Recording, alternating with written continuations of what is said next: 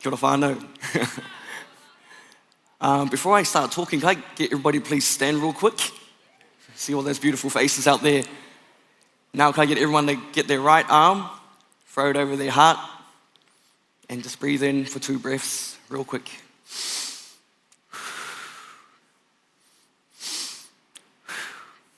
Kia ora tātou katoa. Please sit down. If you're wondering why I got you to do that little exercise, it's not only helping you, but it's helping me stand here and just reset. But also, if you don't take anything away from my kōrero tonight, you can just say, Peter's kōrero, left your hair uplifted and your hearts were touched. So I'll get on with things real quick. Kia ora. Well, I guess my journey into Ao Hākinakina began 14 years ago, this month on the 18th, 2010. I signed up to a kaupapa with my group of mates, and we were under a local legend of ours called KT, or Kevin Tamati. He was, you probably know him, ex-rugby league, Kiwis player, and famously known for having a famous biff on the field with Greg Dowling with his Aussie for his Kiwi Tets match. Anyways, part of this event, I signed up to do the bike leg of it, and a few of my cousins did the run and the swim. And did a visual of that over there. To an event I initially signed up to, I was hoping to make it to the start line at the Iron Māori event, but unfortunately ended up in an accident and resulted in me looking more like a Iron Māori with a piece of iron in my leg. You can laugh, it's all good.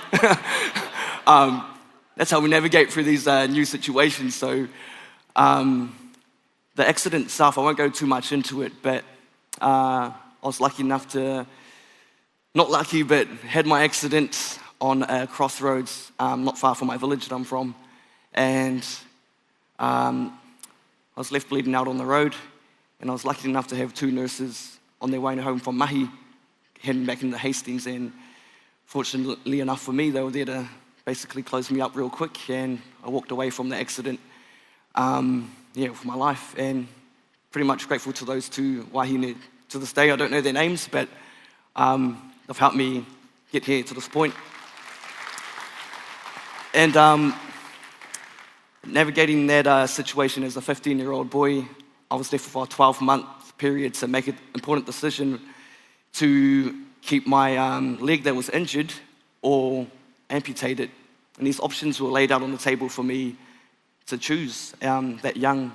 And after doing my research, and I guess having kōrero with people with prosthetic limbs, I was inspired by one man who answered a few questions for me. I only had 3 questions. One was, could I get a job? Could I get hobbies? And can I get a missus? And he answered all 3 of those questions for me, and he inspired me to pretty much give myself permission to live a good life and to carry on despite, a traumatic event. And I've taken that experience and worked it into everything I kind of picked up along the way. And one of those things was finding waka armor.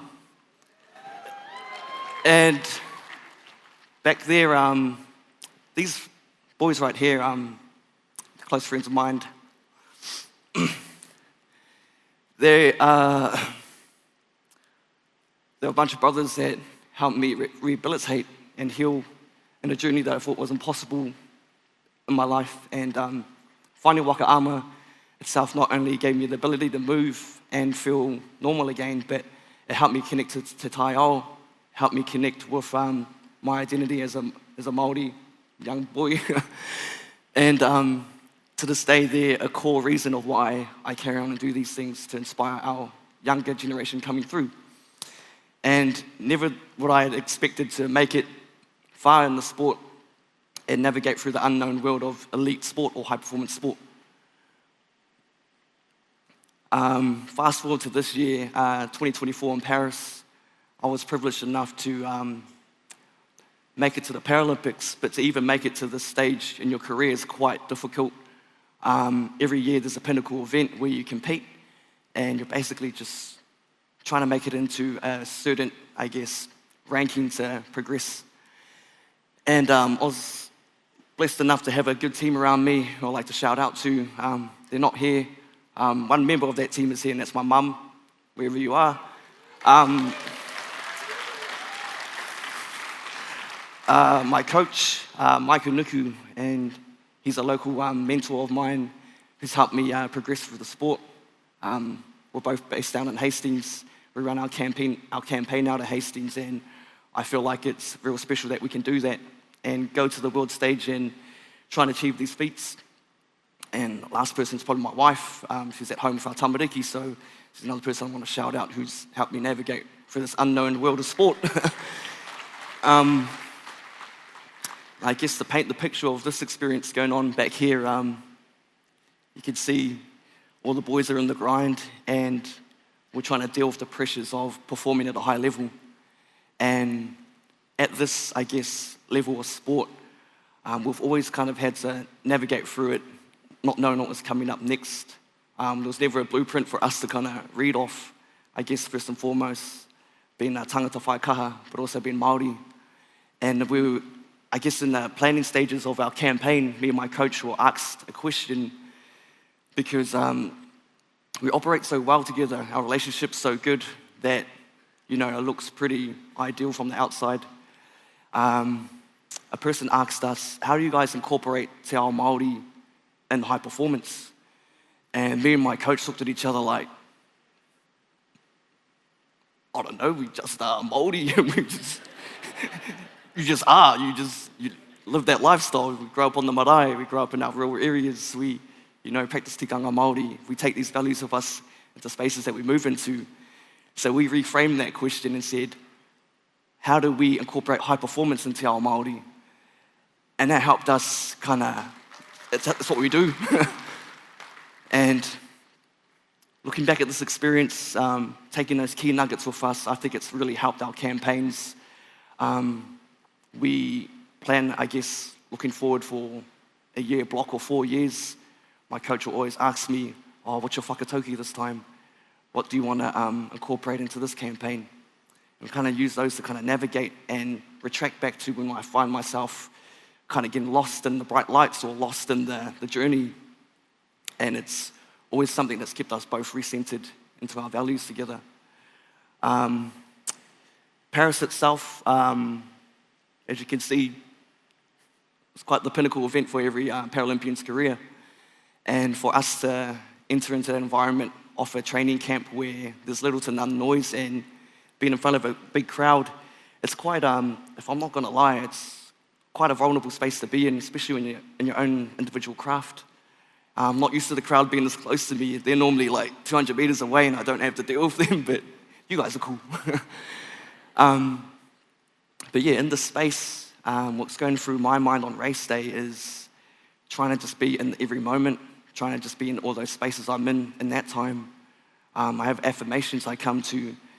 I touch the water and it feels cold and it just brings me to, yeah, the water's cold. And I love tapping on my waka and saying, I'm right here and I'm right now. And that just stops me from jumping the gun, thinking about the podium, thinking about the outcome, even though it hasn't happened. And it allows me to sit in those feelings and stick to the race plan. And the race plan for us in Paris was to pretty much go as straight as possible and fast as possible, as you can see. But in the waka ama world, we have ideal conditions that we love racing in. And ideal conditions for me were to have a flat day, flat water, and it could have been anyone's race, but I don't know if you saw the footage, but it didn't do it justice. We were not only faced with unideal conditions, but we were faced with a lot of wind. And wind coming from the back of your canoe is great because it makes you look faster than you actually are when you're racing. And the wind coming from the front, it'll keep you in line, but it's just hard to work against. But the wind we had in this racing in our final was a crosswind, and that can do two things to your waka. If it hits your nose, you veer off to the left. And if it hits your tail, you veer off to the right. So for us, it was a matter of trying to stay straight and true to our race plan the whole time. And for me, that was pretty scary because I was like, shucks, I don't know if I can make it to the end straight enough. I might go crooked. And that's what we were all thinking about. But something that helped me stay in those moments and account for every meter and every stroke was coming back to, I'm right here, I'm right now. We've got our 200 meters on lock. I know where I should be in every metre, every breath and every stroke. And dealing with the crosswind is something hard, but as long as we stayed disciplined and true to it, we knew the right result would come. And incidentally, we ended up with a great result, being the bronze medal. And what I kind of take away from that experience is, before I get to that part, but what I've kind of taken away from that experience, the more I reflect on it, when we ask this question on what's it like being a Māori athlete in Te Ao Hākinakina, I think about the crosswinds that we have to face daily, what takes us off our values, what takes us off our grounding. But are we showing up with intent to live a certain way? Are we aware to what we're doing? Because it's easy to get lost and ungrounded in such a high-pressure environment. So for me, I like to leave that question with all of us in the audience. What are the crosswinds we face in Te Ao Hākinakina, or as Māori out there? And coming off of such a great week of mana and energy, I'm sure we can find the right things that keep us grounded moving forward. For me, what keeps me grounded is obviously my whānau, my cultural identity when I move into these spaces, and it helps me move with mana. And most of all, it's just my community, as you can see out here. I was welcomed home to a bit of a parade, and I was quite reluctant to turn up in this fashion. One of my aunties texted and said, "Oh, how do you feel about having a parade tonight?" And I was like, "Oh, can we just have dinner and call it a night?" But it wasn't about me at the end of the day. It was for our community, it's for our hapu, our iwi and our whānau, and te iwi Māori. So if it's that way, then I'll love to keep doing this for our people. And this is my kōrero for you. Nō reira, tēnā koutou, tēnā koutou, tēnā koutou katoa.